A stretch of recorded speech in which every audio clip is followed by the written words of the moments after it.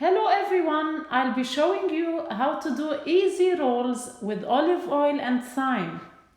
You'll enjoy during breakfast, dinner or lunch. Hit the subscribe button if you enjoy this video. What we need is 5 cups of all-purpose flour, 3 tablespoons of sugar, 3 tablespoons of dried milk, 2 tablespoons of yeast. While mixing, you add 2/3 of a cup of olive oil and 2.5 cups of warm water plus 1 teaspoon of salt. You mix it well and allow the dough to rest for about 2 hours covered with a wet towel. Meanwhile, you prepare the thyme paste, which is dried thyme you can buy from any Arabic shop, or you can prepare at home, which is dried thyme, sumac and sesame seeds plus salt all together. You mix it well with olive oil to have the consistency of a paste. Then it will be ready to put it inside the rolls.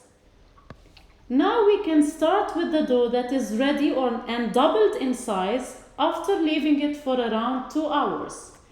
We cut small sizes, a size of a ball. We spread it in our hand. Then we can put inside this dough the paste that we have prepared, the thyme and olive oil paste. We roll it. We put it upside down in a round tray which is covered with oil. You can spread oil either by your hand or by a spray. We do the rounds all the same size, whatever size you prefer. We make it like a flat bread, then put the thyme paste inside, close it, put it upside down, then cover the whole tray with the rounds that we have prepared. It's good to have your rolls the same size because in this way you ensure that it will be baked evenly and it will be well presented as well. The presentation is important. And you prepare your oven, you heat your oven 350 degrees Fahrenheit. You leave this tray for about 1 hour to rise again.